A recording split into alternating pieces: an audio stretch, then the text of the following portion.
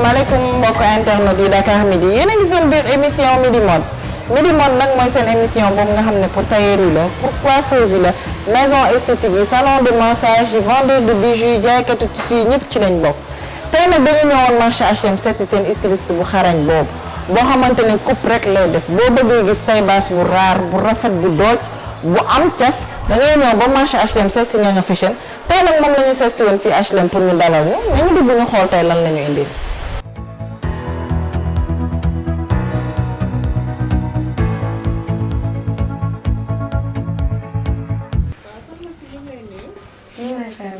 waa Dakar Midi ñoo la seet si woon ñu bàyyi la nga nuyoo suñu mbokk internet yi ñuy seetaan. salaamaaleykum maa ngi nuyu ñëpp ñi ma xamal ñi ma xamul maa ngi tudd Nianga Fashion nekk marché HLM di couturière styliste. couturière styliste lan mooy ñu tudd Nianga Fashion pourquoi nga choisir Nianga Fashion bi tuddee ko sa atelier.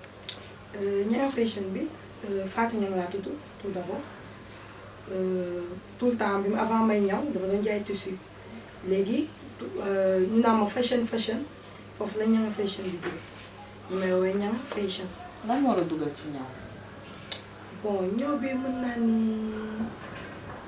ni li ma ci dugal comme déjà jaaykat tissu la woon tout le temps da ngay am ay clientes tout le temps chaque jour da ngay sol lu bees da ngay inspiré aussi nit ñi pour nga mën a jaay say tissu léegi lu ma sol tout le temps dañ may laaj ku la ñawal. après tout le temps aussi man maa doon créer samay modèle su may dem ci tailleur maa ko naa ñëwal ma li ma ne pourquoi pas ma lancer wu ci couture. kon Nianga mosul def formation stylisme. non mosuma ko def mais tout le temps dañu may naan Nianga Fashion couturier styliste après man na ko ne mais du may styliste. waaw dégg ngeen li mu wax foofu kon ça veut dire que ne du ñaw ku ko jàng rek moom moo koy def mën nga nekk nag ku bëgg sañse koo xamante ne tout le temps da ngay yëngu ci sañse di sol lu bees comme li mu wax ne vendeur de tissu la woon. donc tout le temps li mu doon ñaw di sol lu bees loolu moom moo ko dugal ci ñaw mais naka nga gisee milieu ñaw bi fii actuellement au Sénégal.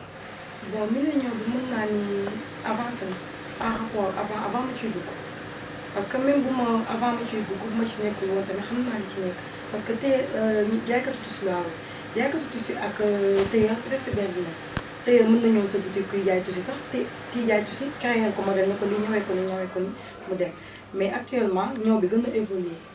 parce que xale yi ñi ngi gën a créer ñi ngi am inspiration ñi ngi changé daal couture bi mi ngi changé carrément.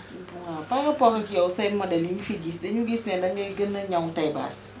est-ce que sa cliente yi ñoom ñoo gën a bëgg taille basse wala yow yaa choisir taille basse yi bon personnellement man dama bëgg taille basse personnellement dama bëgg taille basse en plus client ku ma ñëwal taille basse musuma ñëwal ni taille basse mu ñëw ne ma neexul. déjà ñu bëri dañuy naan Nianga taille basse la gën a mën mais lépp lay def mais dañ ne Nianga taille basse la gën a mën mais su ma la ñëwalee robe nga xam ne ñëw naa robe. mais est-ce que dina la arrivé souvent ak sa cliente yi xam nga am na ñoo xamante ne taille basse du leen jàpp. mais dañuy gis peut-être Nianga mi ngi def taille basse rek ñu ñëw ne ñoom taille basse la ñu bëgg nan ngay dundee cliente boobu nga xamante ne taille basse du ko jàpp. non du ni ma koy dundee yomb na parce que nit ki ni mu ñëwee selon taille comprendre nga noonu nga koy xoolee mën na ñëw bëgg bustier par exemple benn Amina ñëw bëgg bustier bu ñëwee dinaa xool taille Amina di ko jàpp naa ko conseillé man ko bustier bi de soo ko mënoon a modifier def lii ak lii mais du ma génn ci cadre bustier bi je comprends da ngay naxtaan moom xool ba noo ko ñëwalee bustier bi mais nga apporter sa touche boo xam ne dina adopté ak taille. waaw mu defal ko manche montée dégg ngeen li mu wax foofu si bustier yi nee na mën nga def bustier ci coupata mais coupe bustier la lay defaral génneel ko manche bu rafet bu amul fenn léegi par rapport ak tissu yi parce que dafa mel ne dama gis ne da ngay jaay ay tissu. damay jaay tissu da ngay jaay la ay tissu accessoire. lépp lay def on peut dire mini complexe la. Nianga bëggoon nañoo xam aussi naka ngay dundee ak tailleur ci création bi yow mi nga xam ne defoo formation du ñëw. mais modèle yow yaa koy créé naka ngay dundee tailleur ci création yooyu. bon tailleur ni ma koy dundee je peux dire yomb na d'une côté yomb na à 80% parce que man même bu ma tudd samay modèle tout le temps samay client sax xam ne fi ma taxaw ak client bi laay créé modèle avant tailleur bi ko man maay créé sama modèle déjà jox tailleur bi beneen bi fayal ma ko nii am na la. léegi modèle yooyu ça dépend ci tissu yi mais comme taille basse ngay gën di ñëw est-ce que Nianga dina def ay tunique. bien sûr li ma sol déjà tunique la man lépp laa ñëw mi la grand boobu sax ba ma ko joxee ma ko boole ko. waaw dégg ngeen loolu li mu wax ça veut dire que ne Nianga Fashion dafa am plusieurs facettes donc day def taille basse day def tunique soo bëggee soit toj tunique bu amul fenn boo ñëwee fii si Nianga dina la defal coupe bu rafet léegi naka nga gisee approche yu tey approche yu qualité bi ak tissu yi lan mooy tendance actuellement. bon tendance bi je peux dire xale yi jël nañu bazin déjà coupe bi simple bi ngay def jël sa benn broche def ci loolu gis surtout la taille comme ni nga ko defee nii teg ci daal di dem tendance bi loolu la y a aussi sablé aussi xew na ci korité bi sablé li ñuy wax bëgg nañ ko trop. waaw te gis nañ aussi ne que marié yi borom génte yi dañu ciblé Nianga Fashion ci seen cérémonie yi nan ngay dundee ak ñoom ci occasion yooyu. bon man dama ñëw ci couture rek peut-être aussi li ma doon jaayee tissu avantage bi loolu ñu bëri dañ naa ma Nianga Fashion bu ñuy xew te ñawaluñu wala bokku ci ñuy ñaw day mel ni xewuñu loolu moom macha allah maa ngi koy sant yàlla maa ngi sant daal maa ngi sant bu baax. léegi fi mu nekk nii lan moo xew lan la yan modèle moo xew nii si korité bi di ñëw couleur yi aussi couleur yi bëggoon naa nga wax si trop pour xale yi. suma xale yi bëgg nañu des fois bëgg de maa ciy wax ak Rose maa ngi naan ko Rose waaye ñu xale yi ñu ñëw nit ci korité bi ay suma xale yi jël nañu ko bleu turquoise xale yi jël nañu ko orange bi ma sol aussi génn na fashion la te comme korité bi tàngaay li tombé xëy dañuy def couleur vif.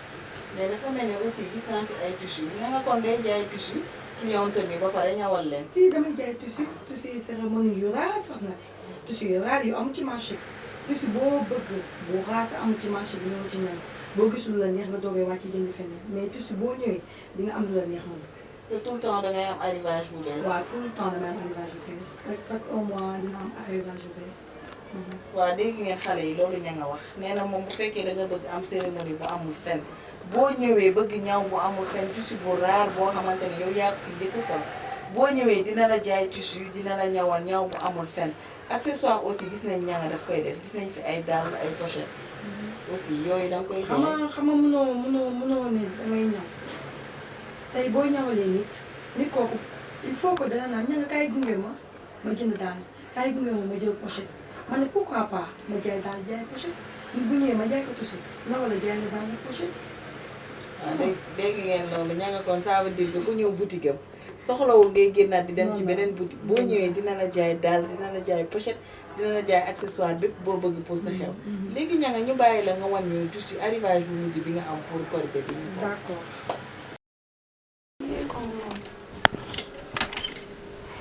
am na paillette bi cimbi bi aussi xale yi jël nañ ko y a tous les couleurs am na saumon. tu vois sa robe taille rek nga koy def. jël tube mu naan tëb bu la neexee def ci kaw xale yi ci kere yu rafet. te am na couleur yëpp. am na couleur yëpp am na ay vert doré bleu saumon couleur yëpp la am. couleur boo bëgg am na. sablé bi aussi am na ay couleur moom échantillon lañ tegoon nii. lii sablé la. sablé la am même pas dafa am ay perles. ok. am na aussi sablé unique. bi dafa am ay perles am na sablé unique moo nekk nii unique bi moo nekk nii tu vois moom xale yi jël nañ ko si. te dégradé la bi ci kaw moo gën a fees bi ci suuf bu la neexee aussi nga def ko l'inverse. ok dafa mel ni am genre finition si suuf. dafa am genre finition mais doo ko sentir. tant que jigéen woo ko tu vois. te si xew aussi am nañ ci genre yi am na plume bi tu vois plume bi dafa raar bi aussi am na ay couleur. waaw bii dafa mel ne moom laa dégg ñu naan ko caw sa xiir. caw sa xiir am na ñu ko tuddee caw sa xiir waaye man dama koy tuddee Nianga Fashion. te am na couleur yu rafet. am na couleur yëpp man Nianga Fashion laa ko tuddee. am na couleur yëpp bu dee tissu xew am na comme bi aussi kooraay bi mais am na ay couleur. am na ñoo xam ne dañoo bëgg lu simple. am na ñoo xam ne bëgguñu lu am essorage comprendre lu am lu tàq daal. donc moo tax ñu defal leen. yoo xam ne perle à main lay nekk. ok tu vois am na tamit façon bi perle yi.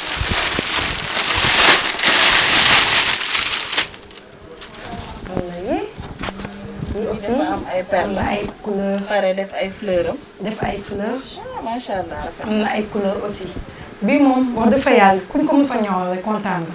indi nga ñu ci aussi ay clientes. d'accord bii aussi bu bees la. macha allah. bi dafa mel ne lu am ay paillettes. tulle la en même temps paillettes. ok. bii ku ko jënd ci marché bi rek boo ñëwee ma delloo la sa xaalis. d'accord kon ça veut dire que daal lii nii. til bu raar bi daal ku ko bëgg doo rek ko fii gis nga ci ko mën a marché amee bi ci ci Ñanga Fashion rek nga ko mën a gisee. tissu yi ma la woon yëpp ci fii nga ko mën a amee. boo ko gisee ci marché bi danga ñëw ma delloo la sa xaalis. dégg loolu xool na. wàcceel ma paille bi moom la. bii laay mujjee bii. boobu kii bii velours la. velours bu ñu def ay paillettes. velours la mais paillette la ci kaw. ok. recto verso te la. da ngeen di jaay métrage aussi di def par. jaay di la defal mbubb yëpp dañ koy def. recto verso bu la neexee def bleu bu la neexee def arc-en-ciel. ça dépend yaa xool la neex. am na ay couleur am na tamit noir unique. am na noir am na noir unique. bee noir doré bi waaw su ma ko baal ma. bii moom laa ñëw tey baas bële. moom lañ ñëw moom lañ ñëw tey baas tey ci mannequin bi. macha moo allah nekk nii. bii aussi til la xam nga dafa xew. waaw til dafa léger. ay paillettes waaw xam nga lépp boo ñëwee def ko paillette. waaw dafay waaw. diis ba pare dafay tàq. donc foog nga dégrader til bi ak paillette bi génn say design. macha allah xale yi bëgg na am na ay couleurs aussi. am na couleur yëpp am na couleur yëpp ak arc-en-ciel pour l'instant ñu woon leen li ci tissu yi. léegi yële dafa mel ne lee ay paillettes aussi la am bi ak ay organza la aussi. bi xanaa bu bees la. waaw bii nag xoolal benn couleur bi sax moo ci am moo ci existe benn couleur bi kese. benn couleur bi kese kese kese moo moo ci ci am kese kese moo ci am te yéex ñàkk la. te ku ko bëgg tamit fii rek ngay ñëw ci Ñanga Fashion. kese moo koy amee. mais tissu bi aussi dafa mel ne am na ay feuilles de. dinañ wax ci mbir. macha allah. moom na dafa particulier parce que lees bi. lees bi gàtt la. lees bi dafa gàtt pour finition la. pour finition boo defee lay ay doon robe wala si serré suufu taille basse affaire bi. yooyu nga def ko ci suuf. aussi dafa rafet moom pour d'accord. finition kese la. par métrage tissu. aussi ngeen koy jaay. métrage dañ koy jaay mais moom pour finition kese la. finition wala kese. décoration bu la neexee nga découpé ko bu la neexee nga def ko sa suuf robe. waaw gis ngeen li Aussi tamit yaay lu mu xool. raaree nee na pour décoration la yére gis ngeen lees bi lu mu doore gàttee bi moo nekk nii. ci am na moom ay aussi couleurs am am na na ay noir couleurs. am na am na doré doore am na plusieurs couleurs. am na plusieurs couleurs waaw. ok bële tam dafa mel ne ay perle la am bi am blanc beeg mauve bi nii. waaw bii nag marié yi bëgg nañ ko surtout blanc bi parce que xam nga xale yi dañoo bëgg lu tubaab yi. tubaab bi am na waaw ñoo xam te ne bëgguñu simple la zéro macha allah essorage la ñuy def. waaw lii dafa simple tu vois. la dafa nii gis nga. macha allah. xam nga ni xale yi dañuy jël base yi di Rafet na. coupe ko kese du am dara. waaw. lii aussi noonu la pareil mën nga ko jël coupe ko coupe bu tool du am dara. def nga ko jël sa ton sur xol rek ton wala nga jël. ton sur ton rek nga koy nga def koy blanc def. rek nga koy dugal wala blanc kese kese daal dem. rafet na c'est très fii dafa joli. rafet trop. lii moom marié bu ko sol moom di nga fi toj. gis nga. te am na saumon am na am na mauve saumon couleur am na yu mais bëri marié yi nag blanc bi lañ ci gën a blanc bëgg. bi la ñuy gën a waaw grand bi préféré. lañ bëgg gën a préféré. couleur yi moom pour booy dem ay cérémonie wala dara. léegi ñu jàll si ñaw yi. d'accord. waaw Ñanga léegi wan ñu collection bu bees bi ci Korité bi ñu xool. pour sablé bi dama defar collection spéciale. mooy sablé bi ma doon la woon sànq bi. en plus dama indi ay moulante xam naa dina xaw a sori nag mais mën naa la ko wan nii moulante bi bees la. bokkut ak moulante yi jaay fii moulante Hervé Léger la noonu la tudd. comme tenue Hervé Léger yi moom laay jël moulante bi man copie ko ñëw ko moulante bi godé lañ ko def robe droite tu vois jël sablé bi def ko ci manche yi décoré ko ma robe bi. tu vois ah c'est très am joli. na expliqué aussi droite aussi am xale léegi droite lañ bëgg parce que lëfal yi lañ sonn dañuy léegi sonn ñoom droite lañuy def rek fente derrière moo tax fan yi droite laa leen jële def ko robe droite daal di jël droite rek jaay sable sablé bi bi def tulle rek créé ko finir ko. finir ko def naa ci 4 façons 4 modèles te am na ay couleurs yu différentes. am na couleur yu différent am na kii aussi bi aussi tissu bi am na fii am na couleur yu bari aussi waaw rafet na. rafet na léegi cil bi ampère yi nga génnee si daa manche def bi manche bi ak poitrine poitrine bi. jël def quelques tissu. décoration garniture décorative jël tissu bi def ko robe bu droit. tissu bu yomb tissu bu lii lay jël du jël tissu bu bari du jël tissu bu bari. ay 2 mètres 1 mètre 50 nga ñëw dem sax. waaw dafa mel ne nag ñu ngi koy wax naan ña nga dafa sakkan loxo. waaw ñu ngi koy wax de naa boo nee 2 mètres sax mu def ñu ñëwal la ko ba mu baax. ñu ñëw ci mbasin yi loolu lañu wax de. gis nga mbasin yi. waaw ba ci ñaari fashion garniture bi raar na. garniture bi nag yi man maa koy jaay. yaa ngi garniture bi tamit en même waaw. temps. garniture maa koy jaay def robe taille évasé. ah c'est très joli macha allah. def robe taille évasé jotul ma noir bi. noir bi aussi garniture bi am na maa koy jaay aussi. moom tamit dañoo def manche jël garniture bi. def ko manche créé ko manche def 2 volants. évasé d'accord def mais ko bii coupe par sirène contre daal di génne waaw finition bi si du suuf. robe droite. bi dañ ko def joli pat. waaw. robe pat lañ ko def jël garniture bi def ko finition. manche bi tamit rafet na. waaw manche poignée 2 évasé lañ ko defal jël garniture bi def ko évasé. double manche. def ko double volant bi ok c'est très joli. rafet na trop. xam corps bi yaa nga dañuy dafa taamu favoriser nga blanc de. non man dama bëgg blanc ci dama bëgg blanc. bëgg nga su ma blanc. gisee ko naa bëgguma blanc sax dama lay xoolaat. blanc dafa rafet na rafet na blanc trop. dafa rafet. rafet na. gis nga bi ñu def ko patch jël samay jour rek ak samay line rek décoré ko nii. def garniture bi moom waaw fees. def naa ko en même temps aussi en ango ak sër parce que am na ñoo xam ne aussi bëgguñu ay taille lu sexy. robe voilà. bii dañ ko def en ango def ko 2 volants. waaw bi jongoma yi nga xamante ne nag dafa dañu war a xëy taaj def añu sër bi korité beeg yooyu. waaw sër bi ñu travaillé ci kanam nii. ah c'est joli.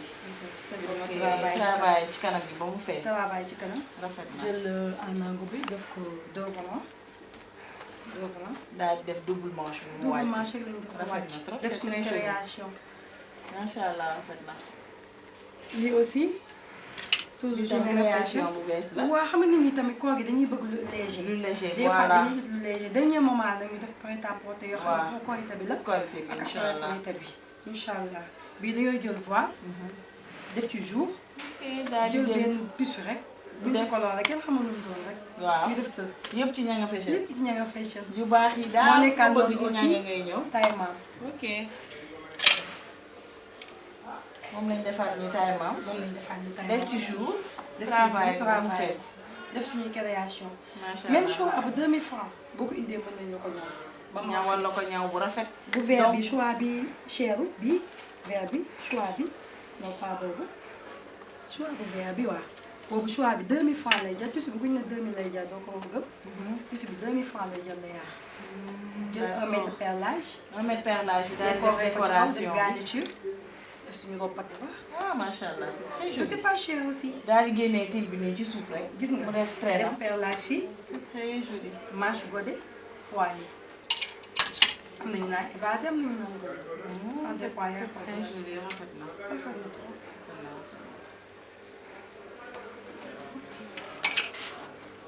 waaw dafa mel ne jaune multicolore bi tamit rafet na. waaw jaune bi taille gabonais bu gudd la. aussi taille gabonais la. mais tissu bi moom lan la voile la wala chantier non la? chiffon la. chiffon chiffon chiffon multicolore. chiffon mi du ko broderie la. ok. mais dañ ko def taille gabonais. gudd fante ñaari côté comme ça jupe bi mën a sër bi mën a feeñ. ok mën a feeñ. c'est très joli rafet na. même bii aussi xam nga ni.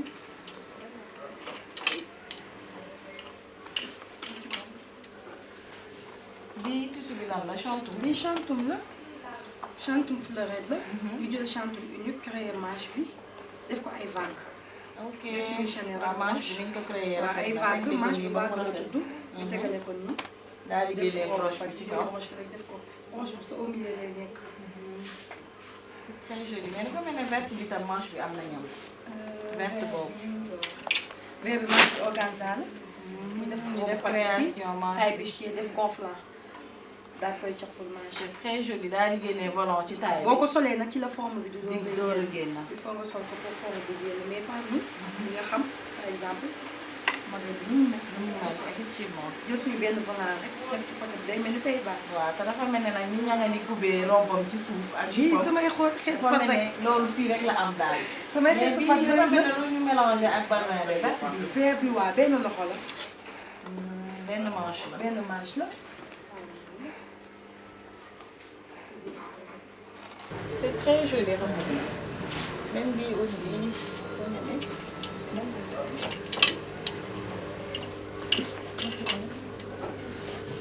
bii tissu bi lan la chantum. lii chantum la chantum fleurette la. ñu jël chantum unique créer manche bi def ko ay vagues. ok def suñu Chanel waaw manche bi niñ ko créé waaw rafet ay na vagues teg manche nii bi ba mu vague la rafet. tudd. ñu tegale ko nii. daal di génnee broche bi ci kaw. broche la def ko broche bi sa au milieu lay nekk. très joli mais dafa mel ne verte bi tam manche bi am na ñam. verte boobu. vert bi manche bi organza la. ñu def ñu def création manche taille bichier def gonflant daal koy cax pour manche. c'est très joli daal di génnee volant ci taille bi. boo ko solee nag ci la forme bi du digg door a génn. il faut nga sol ko pour forme bi génn mais par ni nga xam par exemple modèle bi nu mu mel. lu mu mel effectivement. jël suñu benn volant rek def ci côté day mel ni tey baax. waaw te dafa mel ne nag ñi ña nga di kubee robam ci suuf ak lii jupam. samay xool dafa mel ne loolu fii rek la am daal. waaw ña nga dafa mel ne vert bi nag dama gis mel ne lu ñu wàcc ak bazin. vert bi dañ ko def benn manche. dañ ko créé benn manche ni benn manche bi dafa judduwaale dafa defar beneen manche côté yi. def ñaar yëpp nag dafa am démarrage mais benn manche bi dafa judduwaale ko.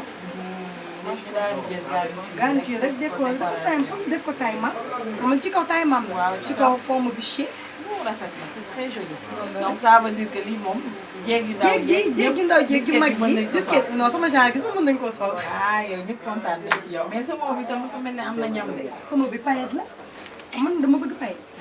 moo tax su may jënd marchandise paillette laay njëkk a jënd. moo tax paillette la ñu jël organza def ko manche gonflant. très joli. ñaw yi moom rafet na trop ña nga macha allah léegi est-ce que duñu jàll xool accessoires yi. ba xam te yan nga ñuy proposé. waaw ña nga ñu bàyyi la nga présenté ci sa arrivage bu bees ci accessoires yi.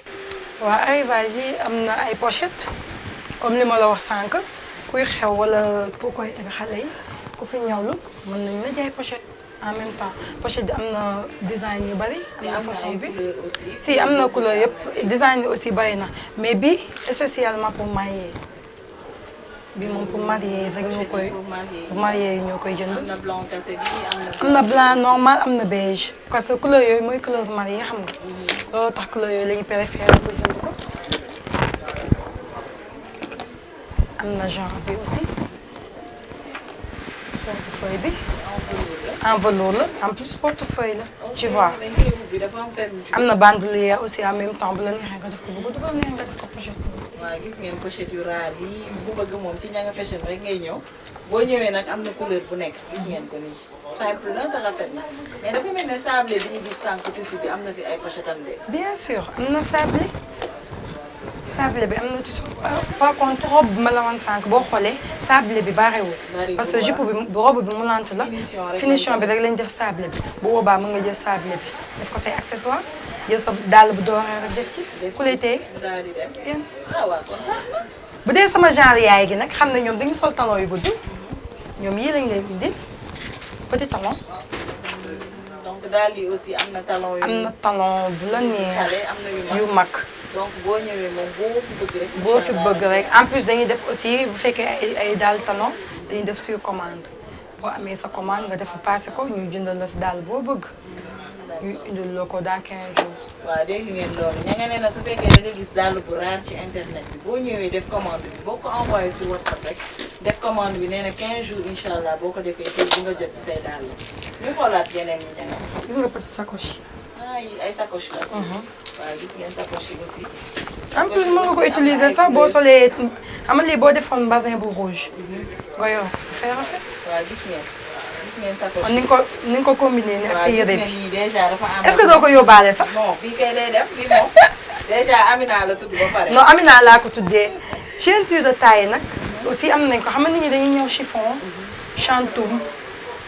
choix comme nii bu fekkee unique la xam nga imprimé bi ma sol. am na unique aussi ñoo koy jaay.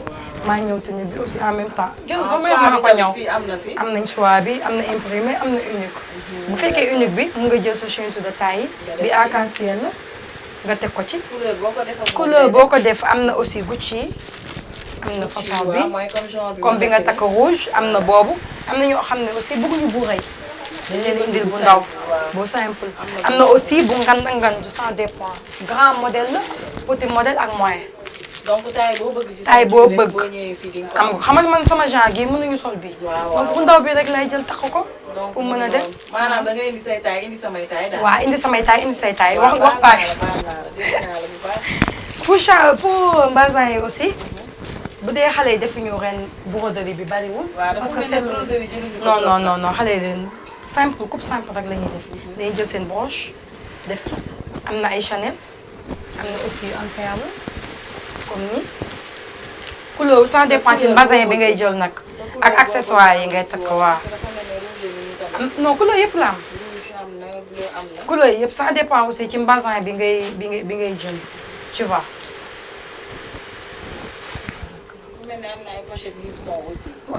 Amina daal fii loo bëgg am na fi loo bëgg ci loo raar rek am na fi bii Louis Vuitton la.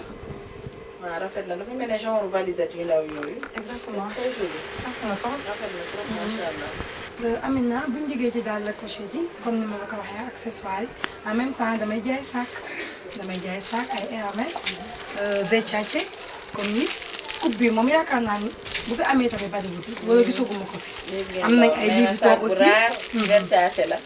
Versace am na couleur yi te am na ay couleur. am na mauve bleu jaune am na couleur yi. couleur boo bëgg daal Louis Vuitton aussi taille boo bëgg am na fi. à moins de coût nag. bagage cher prix cher am nañ ay lunettes de soleil aussi. am nañ ay lunettes de soleil été bii di ñëw. xale yi dañ koy bëgg moins cher. ay montres aussi am nañ yu góor jigéen ay Hublot montre marque boo bëgg am na fi aussi. waaw mais nit ñi nag dañuy faral di xaw a wax naan ña nga est-ce que dañuy ragal a ñëw est-ce que ña nga ay ñawam cherul ak yooyu. pourtant cherul nag. franchement boo ñëwee di nga xam ne tout le temps damay am ay clientes yoo xam ne dañuy ñëw bu ma lay waxee prix dañuy choqué dañuy jékki-jékki ne man li ma doon dégg ak réellement li am ci benn il faut ñu ñëw découvrir kan mooy ñanga comprendre nga pour mën a xam ba xam cher na wala cher parce que loo ñëwul tamit mënoo koo xam comprendre nga loo ñëwul mënoo koo xam fii ku fi ñëw balaa nga fi jógee dina am lu nga bëgg yëpp. waaw dégg nga ni ña nga wax foofu nee na moom ay prix cherul nit ñi nag peut-être dinañ gis ñaw yi yaakaar ne boo ñëwee ci ñanga fashion dafay cher wala daf lay wax prix boo xam ne doo ko mën a fay mais nee na fii c'est accessible cliente bi ak lu mu mënti yor nee na boo ñëwee ak loo mën a yor ci xaalis moom dina la defar proposition jaay la tissu bu yomb bu amul fen ñawal la ko ñaw bu rafet defar la accessoire ba boo demee ñëpp daal di kontaan tey nag dañu ñëwoon seet si ñanga fashion fii HLM indil nañu ay tissu yu rafet yu amul fen tissu xew ku ko bëgg boo ñëwee fii si ñanga fashion danga koy am muy mariage muy ngénte bu fekkee da nga bëgg a dem dîner de gala nag moom moo ci mën dina la defaral ay robe yu glamour yu amul fenn macha allah fii rek nga koy amee ci ñanga fashion gis ngeen accessoire yi ñu wan sànq am na ay pochette yu raar am na dàll yu raar yu amul fenn pochette yi aussi boo ñëwee mu ngi fi montre yi accessoire yi verre yi yëpp mu ngi fi donc lépp lu ngeen bëgg ci yu raar rek bu ngeen ñëwee ci été bi ak korité bi di ñëw ci ñanga fashion di ngeen ko am incha allah ñanga ñu bàyyi la nga tàggatoo ak mbokk yi ñuy seetaan. bon Amina li may tàggatoo maa ngi leen di remercier yow ak sama équipe bi maa ngi leen di remercier bu baax di remercier aussi sama clientèle gis nga ñi fi toog nii ci suba ba tey ñu ngi ma bàyyi ma def tournage bi ñu ngi toog comprendre nga ñu ngi toog bàyyi ma def tournage bi maa ngi remercier daal samay clientes ku lim juum particulièrement nag ak code laata couleur sama tubaab bee toog maa ngi koy remercier bu baax di remercier aussi suñu waa kër gis nga sànq laa wax sama sœur Binta damay tourné benn émission mu jox ma choix bi comprendre léegi laa ko ñëw mën na ma def ko tenue bu baax ma def ko ni sama tenue rek toog remercier aussi sama yaay bu baax remercier sama papa remercier sa yow xam nga li ma lay wax damay remercier sama yaay di remercier sama papa di remercier aussi sama beneen yaay bi ñu naan Njole bu nekk yëmbal kooku moo ma yar di remercier aussi sama papa Tall sama famille maa ngi remercier ñëpp samay copines Oulima ñëpp maa ngi leen di remercier ku ma limul nag damaa jóg xel day fàtt maa ngi remercier ñëpp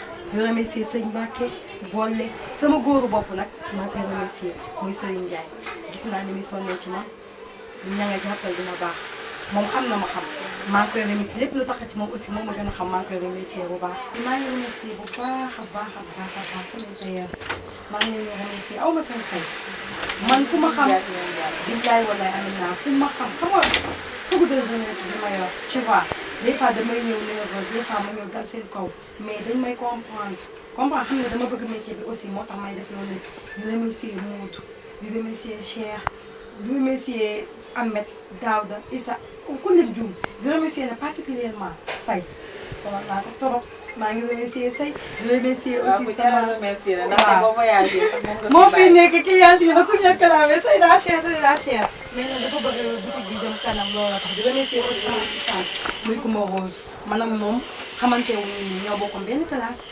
yàlla def ñu dem ba di bokk métier bi mën naa ne sax duma patron ñun ñëpp ñoo bokk classe bi bañ na ko ñoom ñoo sax ñooy samay patron maa ngi leen di remercier ba ñoom nekk ñëpp famille. aussi dañoo dem ba nekk famille franchement maa ngi leen di remercier ñoom ñëpp téer yi yéen a ngi may dégg yéen ñëpp maa ngi leen di remercier ña nga ñu ngi lay jaajëfal léegi nga joxe sa adresse ak numéro téléphone bi ku bëggoon ñëw fekk si Ñanga Fashion.